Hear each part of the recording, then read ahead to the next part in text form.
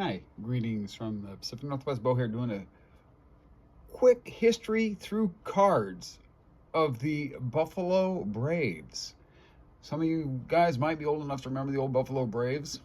Um, kind of a long, convoluted history. They currently reside in Los Angeles and they play basketball as the Clippers.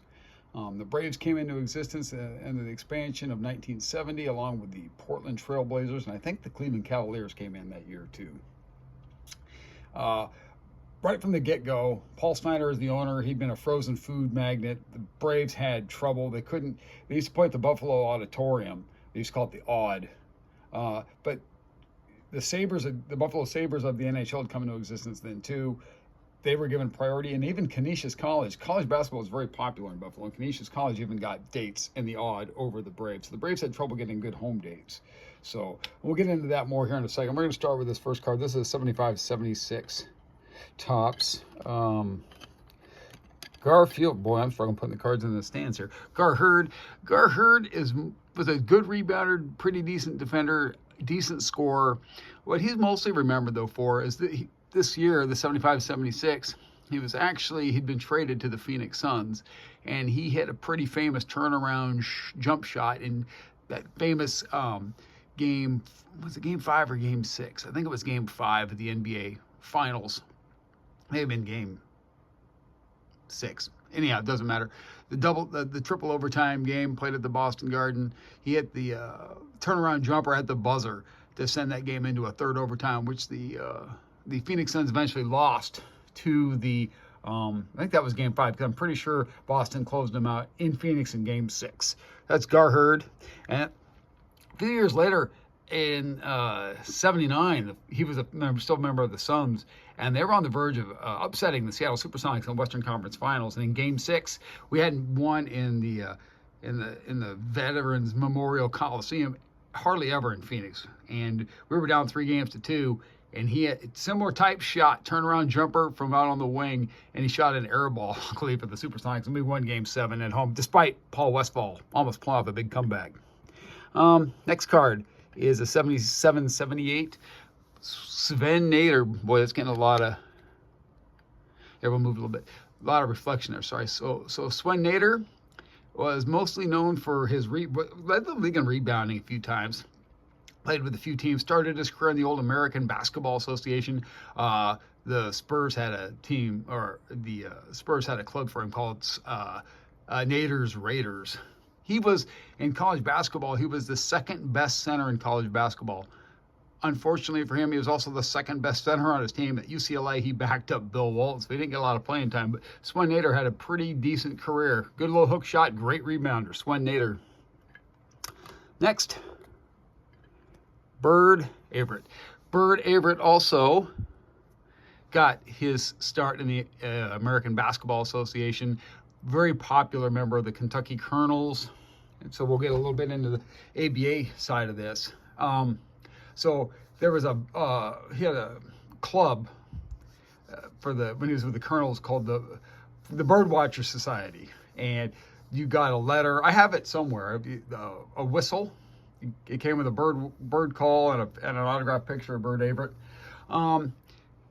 So Paul Snyder got tired of not getting good dates, not getting the home stuff. He wanted to get out of Buffalo if he could. John Y. Brown, when the ABA and the NBA merged after the 76 season, he was the owner of the Kentucky Colonels. He took a $3 million buyout to fold his franchise instead of bringing the Colonels into the NBA. He then took that money and he bought out Paul Snyder. $3 million back then could get you a basketball team. You couldn't even barely get you season tickets these days, right? So he bought a share of the Buffalo Braves. He then was able to turn that around. He traded with Irv Levin, who was a part owner of the Boston Celtics. They traded franchises because Irv was a California native, didn't want to be on the East Coast anymore, and that's how the Braves ended up. They moved initially to San Diego, and they were the San Diego Clippers, played there for 5 or 6 years, and then they moved up the coast to Los Angeles, where they now reside. But there's that history of the Buffalo Braves. I got some more cards to show you, though. This is also a 77, 78 tops. This is Randy Smith. Randy Smith was a great scorer, tremendous speed, was considered to be the fastest man in the NBA with or without the basketball. He could often outrun people, while dribbling the ball, as the people without the ball who were chasing him. He was that fast. He was that good at handling the rock. Good distributor, excellent scorer. The Braves had an era where Jack Ramsey was the coach. He came on to coach. They drafted McAdoo. They had Randy Smith. They had Ernie De Gregorio, who we'll see later. And the Braves were actually made some noise in the NBA. Were a pretty good team. Won a playoff series. Very competitive. Bob McAdoo, we'll get to him in a second here. So this guy here is Adrian Dantley. He was, this is his rookie card. He was Rookie of the Year, and this was the only year he played in Buffalo. He was traded to Indiana for the guy you'll see next, because John Y. Brown started trading for old ABA guys as the new owner of the Braves. Initially, he did that. But so I used to work for a guy who may not want me to say his whole name, but he was a running back at Notre Dame, but he'd also been a pretty good high school basketball player. He was on that team with Rudy, and he has always said that Rudy stuff was not factual, because I used to ask him about that. He's like, no, nobody ever tried to turn in their jersey. And this guy that I'm talking about, who I worked for, he was a pretty big star at Notre Dame.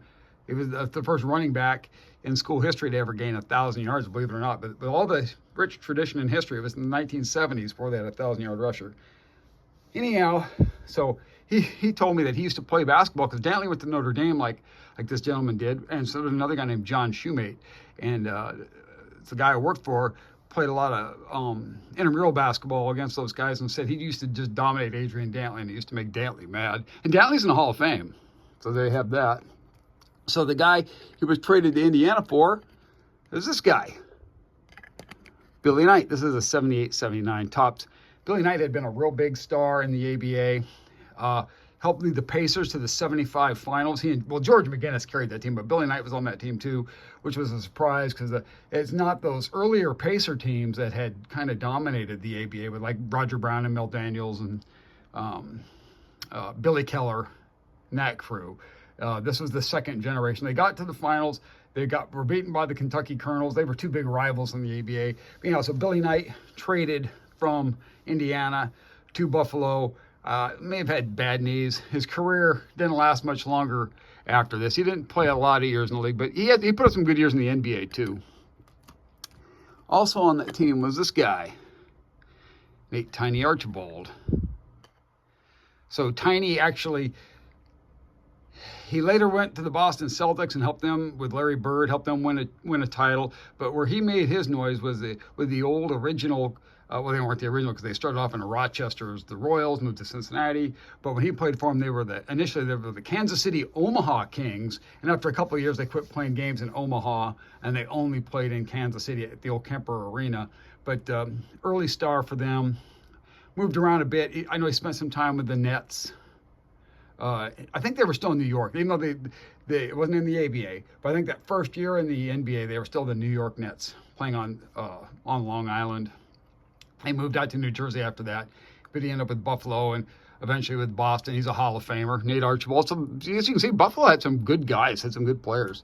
Okay, so these are the two best players in franchise history. Ernie De Gregorio. This is a 75-76 top. Ernie D teamed with another ABA legend, Marvin Barnes at Providence. Took them to the Final Four in 73. Excellent passer, great defender, not a big guy.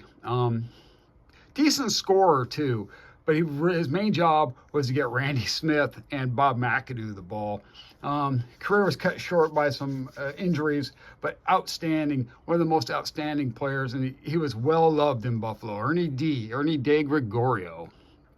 And last but not least, the greatest player in Buffalo Braves history, Bob McAdoo. Mac, later as a role player with the Lakers in the 80s, helped them win a couple of championships as like a sixth man coming off the bench, providing some scoring, could spell Kareem a bit. But this guy was a scoring machine. It was with Buffalo, later within the New York Knicks. He spent a real short time, too, with the Celtics, but it was not on any of their championship teams. But McAdoo in that post, he was only 6'9", but he played center. But he would dominate that with his scoring because he was an excellent shooter from the outside, and he was quick. He could out-quick these guys. He get the ball in that low post, and he could handle the ball like a guard, and he was fast. Bob McAdoo led the league in scoring several times. And you'll see the Toronto in the background there. The Braves, because they couldn't get dates at the old auditorium, sometimes played home games in Toronto. They played some in Rochester and Syracuse because Rochester had the Royals, and Syracuse had the Nationals, which later moved to Philadelphia and became the Sixers. Anyhow, brief history. The Buffalo Braves, 1978, 79, they moved to San Diego. They traded a bunch of Celtics, got traded to those Clippers. Those Clippers were pretty good, too, with guys like Lloyd World B. Free and Sidney Wicks. Later had Bill Walton. Interesting team. It's yeah, long history, long rich tradition of history here. Not a lot of success, but fun basketball. Anyhow, we'll see you next time.